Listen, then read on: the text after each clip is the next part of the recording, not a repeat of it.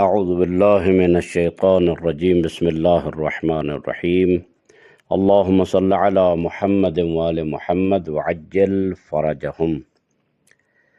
پروردگار عالم مومنین و مومنات سب کی توفیقات خیر میں اضافہ فرمائے اور عبادات کو شرف قبولیت عطا فرمائے۔ آج رمضان المبارک کے لیکچر نمبر 12 آپ کی خدمت میں پیش کیا جا رہا ہے۔ امید ہے کہ آپ توجہ سے سماعت فرمائیں گے۔ خطبہ شعبانیہ کے آخری پیرائے ہیں۔ انشاءاللہ امید ہے کہ خداوند متعال ہم سب کو ان اقوال معصومین پر عمل کرنے کی توفیق عطا فرمائے۔ اس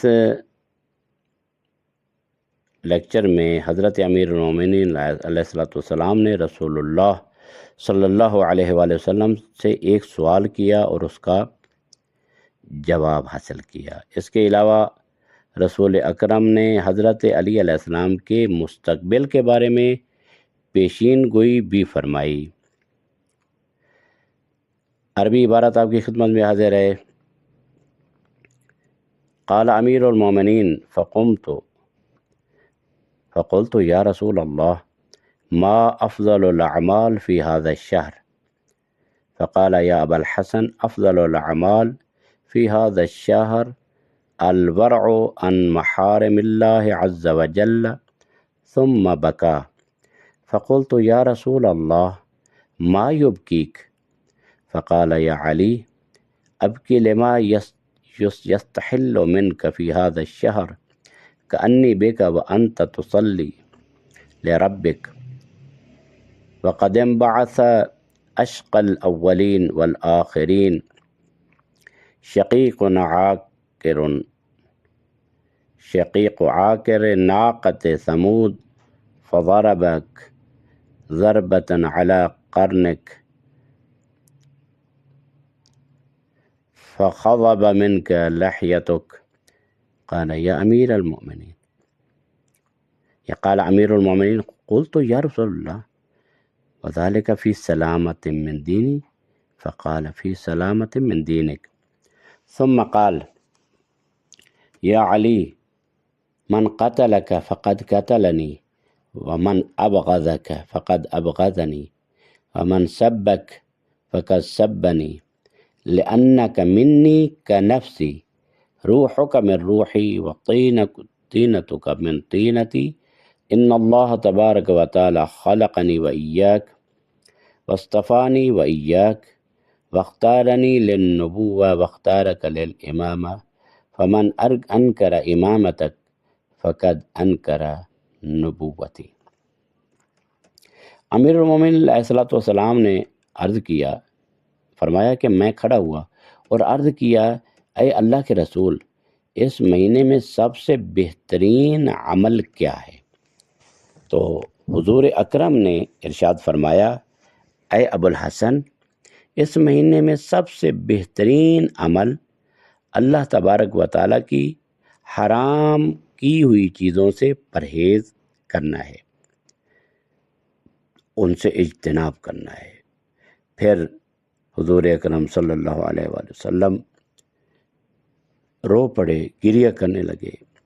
میں نے عرض کی اے اللہ کے رسول، آپ کیوں رو رہے ہیں؟ تو حضور اکرم نے ارشاد فرمایا یا علی، میں اس بات پر رو رہا ہوں کہ اس مہینے میں تیری حرمت کو پامال کیا جائے گا۔ گویا میں تمہیں دیکھ رہا ہوں کہ تم اپنے رب کی عبادت میں مشغول ہو، اور سب سے بدبخت ترین شخص جو اولین و آخرین میں سے ہے، یعنی وہ شخص جو سمود کی اونٹنی کو مارنے والا حمزاد ہے، اٹھے گا اور تمہارے سر پر ایک ضربت لگائے گا جس سے تمہاری ریش مبارک تمہارے سر کے خون سے رنگین ہو جائے گی، خضاب ہو جائے گی۔ امیر المومنین علیہ السلام نے عرض کیا، فرمایا کہ میں نے عرض کیا اے اللہ کے رسول، کیا اس حالت میں میرا دین سلامت رہے گا؟ تو حضور اکرم نے فرمایا ہاں یا علی، تیرا دین سلامت رہے گا۔ پھر حضور اکرم صلی اللہ علیہ وآلہ وسلم نے فرمایا اے علی، جس نے تجھے قتل کیا اس نے مجھے قتل کیا، اور جس نے تجھ سے بغض رکھا اس نے مجھ سے بغض رکھا، اور جس نے تجھے برا بھلا کہا اس نے مجھے برا بھلا کہا، کیونکہ تو مجھ سے ہے جیسے میری جان ہے، تیری روح میری روح سے ہے، اور تیری مٹی میری مٹی سے ہے۔ بے شک اللہ تبارک و تعالیٰ نے مجھے اور تجھے پیدا کیا، اور ہم دونوں کو منتخب کیا، اور مجھے نبوت کے لیے چنا اور تجھے امامت کے لیے چنا۔ بس جس نے تیری امامت کا انکار کیا گویا اس نے میری نبوت کا انکار کیا۔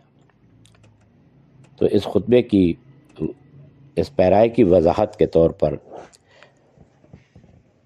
فضل الاعمال فی ھذا الشہر، اس مہینے میں بہترین عمل، رسول اکرم نے ارشاد فرمایا کہ اس مہینے میں سب سے بہترین عمل اللہ کی حرام کردہ چیزوں سے پرہیز کرنا ہے۔ یہ بات قرآن کریم کی تعلیمات کے مطابق ہے، جیسا کہ ارشاد رب العزت ہوتا ہے وَذَرُوا ظَاهِرَ الْإِثْمِ وَبَاطِنَهُ، سورہ انعام 120 نمبر آیت، یعنی ظاہری اور باطنی گناہوں کو چھوڑ دو۔ شیعہ علماء فرماتے ہیں تقوی اور پرہیزگاری ہر عبادت کی بنیاد ہے، اور یہی وہ چیز ہے جو انسان کو اللہ کے قریب کرتی ہے۔ رسول اکرم کا رونا اس مہینے میں، اور مولا علی علیہ السلام کے سوال کے جواب میں، تو رسول اکرم نے حضرت علی علیہ السلام کے مستقبل کے بارے میں پیشین گوئی فرمائی کہ آپ کو نماز کی حالت میں شہید کیا جائے گا۔ یہ واقعہ بعد میں 19 رمضان کو کوفہ کی مسجد میں پیش آیا، جب ابن ملجم نے حضرت امیر کائنات کے سر پر ضربت لگائی۔ میں یہاں پر ایک بات یہ کرنا چاہتا ہوں کہ مومنین اس طرف متوجہ رہیں، اور بعض لوگ پروپیگنڈا کرتے ہیں کہ یہ مسجد مولا کی قتل گاہ، ہم مسجد کی طرف کیوں جائیں، نماز سے دور ہیں، عبادت سے دور ہیں۔ میں یہ کہنا چاہتا ہوں کہ اگر وہ مسجد کو چھوڑ رہے ہیں اس وجہ سے کہ مولا کی مقتل گاہ ہے، تو پھر کربلا کیوں جاتے ہیں؟ وہ تو امام حسین علیہ السلام کی مقتل گاہ ہے، اور وہاں مقتل علی اکبر بھی ہے، مقتل ابو الفضل العباس بھی ہے، تو پھر کربلا کیوں جاتے ہیں؟ یہ پروپیگنڈا ہے شیعوں کو عبادت سے دور کرنے کا، شیعوں کو نماز سے دور کرنے کا اور عمل سے دور کرنے کا، یہ پروپیگنڈا ہے۔ امیر المومنین نے مسجد کوفہ میں ضرب کھائی اور ثابت کر دیا کہ میں علی جتنا بھی بلند ہوں اپنے خالق کے سامنے سجدہ ریز ہوں۔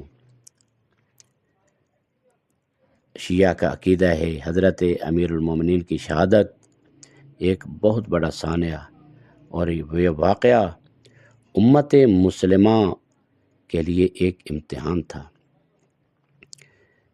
حضرت علی علیہ السلام نے سوال کیا دینی سلامتی کے بارے میں۔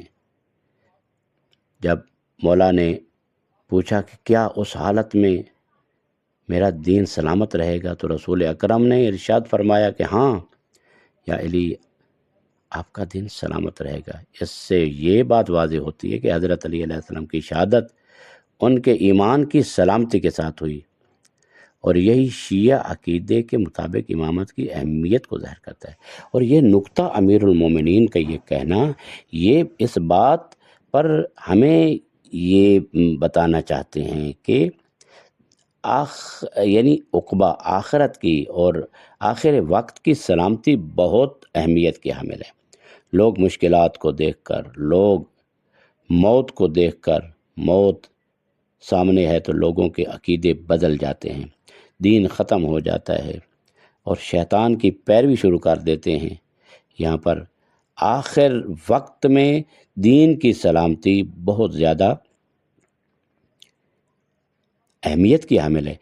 اسی وجہ سے امیر المومنین علی بن ابی طالب علیہ السلام فرماتے ہیں کہ آخر الزمان میں جو لوگ سلامتی دین کے ساتھ اللہ کی بارگاہ میں حاضر ہوں گے، ان کا درجہ مجھ علی ابن ابی طالب کے ساتھ جنت میں ہوگا۔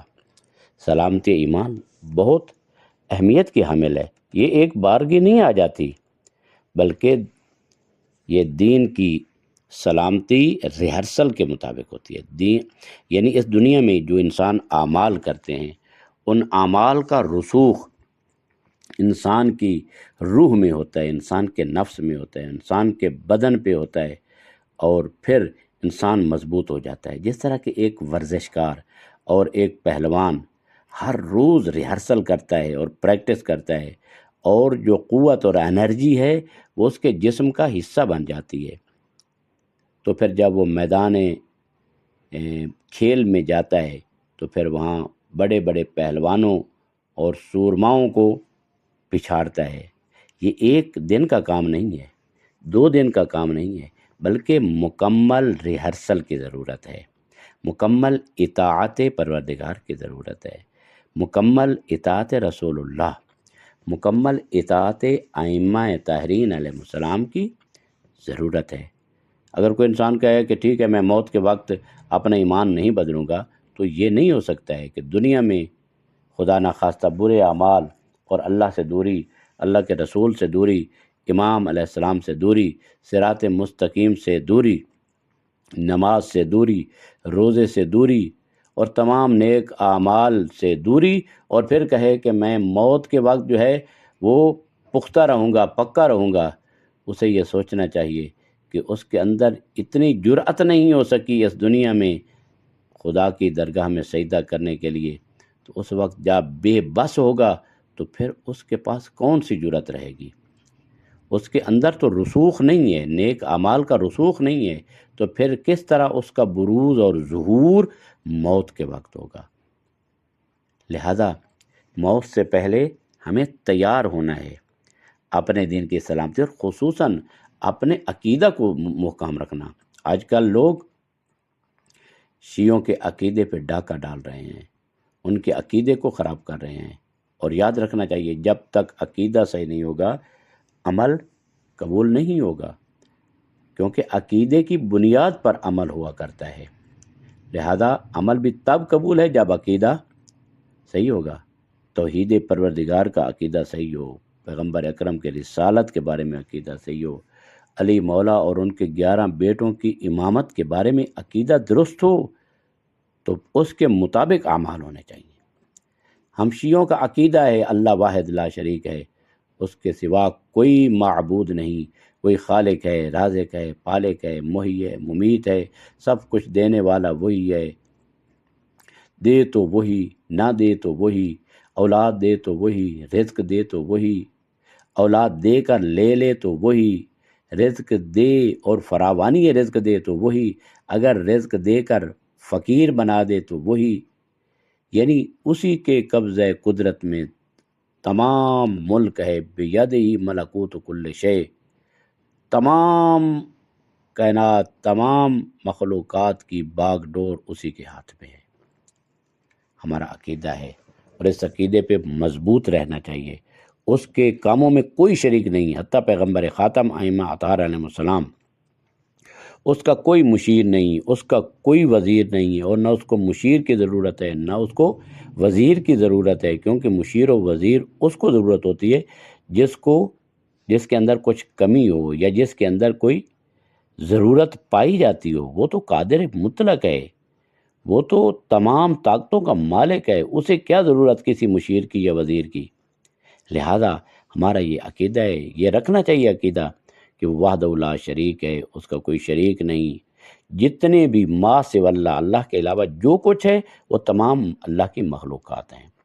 حتیٰ پیغمبر خاتم انبیاء علیہ السلام، ائمہ اطہار علیہ السلام، جتنی بھی بلند شخصیات ہیں اسی کے سامنے سجدہ ریز ہیں، اسی کی مخلوق ہیں، اسی کی عبادت کا دم بھرتے ہیں، ان میں سے سوائے خدا کے اور کوئی خدا نہیں ہے، کوئی لائق عبادت نہیں ہے، لائق احترام شخصیات ہیں، احترام کیا جائے انبیاء کا، پیغمبر خاتم اور ان کی پاک و پاکیزہ آل کا احترام ہمارے اوپر واجب ہے، اور ان کی مودت و محبت کو عقیدے میں رکھنا واجب ہے۔ جو شیعہ ان کی محبت و مودت کا عقیدہ نہیں رکھتا وہ شیعہ نہیں ہے، اور انہی کی مودت و محبت کی بنیاد پر ہی انسان پورے صراط سے عبور کرے گا، کیونکہ یہی تو صراط مستقیم ہے، یہی تو اللہ کے واضح راستے ہیں۔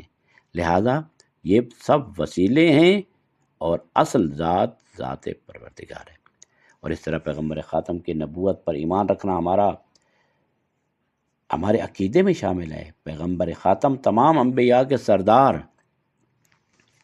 اور سب سے عظیم ذات ہیں، ان پر قرآن مجید نازل کیا گیا، عظیم کتاب نازل کی گئی جو تمام کتابوں کی سردار ہے۔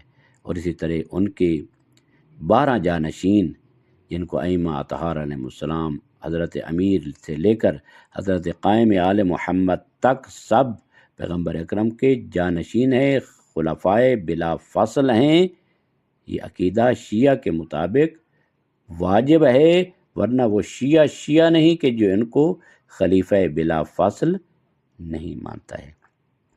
لہذا ایمان کی سلامتی عقیدے کی بنیاد پر اور عقیدہ ہمارا درست ہونا چاہیے۔ لہذا یہاں پر امیر المومنین مومنوں کے امیر ہیں۔ سلامتی جن کے فعل سے، جن کے قول سے، جن کے کردار سے سلامتی ہی سلامتی آتی ہے، لیکن پھر بھی وہ پوچھ رہے ہیں کہ کیا جب میرے سر پر ضربت لگے گی تو اس وقت میرا دین سلامت رہے گا، سلامت ہوگا، سلامتی دین کے ساتھ؟ یعنی یہ ہماری طرف اشارہ ہے کہ ہمیں سوچنا چاہیے کہ دین کی سلامتی بہت زیادہ اہمیت کی حامل ہے۔ حضرت علی علیہ السلام کی رسول اللہ سے قربت۔ رسول اکرم نے فرمایا کہ حضرت علی سے انہوں نے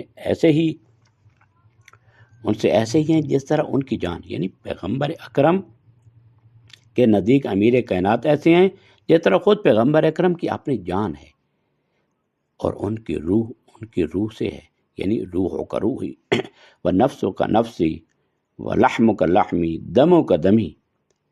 علی کا خون پیغمبر کا خون، علی کا گوشت پیغمبر کا گوشت، علی کا نفس پیغمبر ہے۔ یہ بات شیعہ عقیدے کے مطابق حضرت امیر المومنین کی بلند مقام کو ظاہر کرتی ہے کہ کتنا بلند مقام ہے، یعنی نفس النبی، نفس رسول اللہ، جو تمام انبیاء کے سردار ہیں۔ تو یہاں سے معلوم ہوتا ہے کہ جو نفس نبی ہے، مثل نبی ہے، تو ظاہر ہے کہ نبی کے بعد یہی افضل ہیں۔ حتیٰ آدم سے لے کر عیسیٰ تک تمام انبیاء، بہت بلند مقام ہے انبیاء کا، معصوم ہیں، عصمت کے حامل ہے، سب کچھ ہے، لیکن وہ ائمہ اطہار علیہ السلام سے افضل نہیں ہیں۔ مولا علی علیہ السلام باقی تمام سوائے پیغمبر اکرم کے، پیغمبر اکرم تو مولا علی علیہ السلام کے بھی سردار ہیں۔ تو تمام انبیاء سے افضل امیر المومنین، یہ بات یعنی لحم کا لحمی، روح کا روحی، اور یا علی آپ میرے نزدیک اس طرح ہیں جس طرح میری اپنی جان ہے۔ تو اس میں بہت زیادہ فضیلت ہے امیر کائنات کی۔ قرآن مجید میں اللہ تبارک و تعالیٰ نے اہل بیت کی پاکیزگی کا ذکر کرتے ہوئے فرمایا، انما یرید اللہ لیذہب عنکم الرجس اہل البیت ویطہرکم تطہیرا۔ اذہاب الرجس، رجس کو دور رکھنا، اور ان کو ایسے پاک رکھنا جس طرح کے پاک رکھنے کا حق ہے، یہ انہی کی شان میں نازل ہوئی۔ ہو نہیں سکتا ان کے پہلے لمحہ سے لے کر آخری لمحہ تک کوئی لغزش ان میں آئے۔ کیوں؟ کیونکہ خود خدا نے ان کی طہارت کی گواہی دی ہے۔ انما کلمہ حصر ہے، ارادہ پروردگار ارادہ حتمی ہے کہ تم سے اذہاب رجس کرے، رجس کو دور رکھے، یعنی تم اہل بیت سے، اور تمہیں ایسے پاک رکھے جس طرح پاک رکھنے کا حق ہے۔ لہذا بعض لوگ یہ سمجھتے ہیں کہ محمد وآل محمد پر نجاست نہیں لگ سکتی، اور نجاست جو ظاہری نجاست ہے وہ نہیں جا سکتی۔ نہیں میرے محترم، محمد وآل محمد پر نجاست کیوں نہیں جا سکتی؟ یہ خون آتا ہے، یہ چیزیں جو ہیں جو ظاہری نجاست ہیں، یہ محمد وآل محمد پر جا سکتی ہے اور ان کو دھویا جا سکتا ہے۔ قرآن کریم کی اس آیت میں جو رجس ہے وہ رجس گناہوں کی نجاست ہے، نہ کہ ظاہری نجاست۔ یعنی کفر ہے، شرک ہے، نفاق ہے اور وہ صفات رذیلہ ہیں کہ جو انسان کو گھٹیا بناتی ہیں، وہ محمد والے محمد ان سے دور ہیں اور وہ محمد والے محمد سے فاصلے پر ہیں۔ لیکن جو ظاہری نجاست ہے، مولا علی علیہ السلام کفار کو مارتے تھے، مشرکین کو مارتے تھے، تو پھر ان کے خون مولا علی علیہ السلام کے بدن پہ آتے تھے یا نہیں آتے تھے؟ یقیناً آتے تھے۔ کافر کا خون ہو، نجس العین ہے، کافر نجس ہے، مشرک نجس ہے، ان کے خون مولا علی علیہ السلام کے جسم پر آتے تھے۔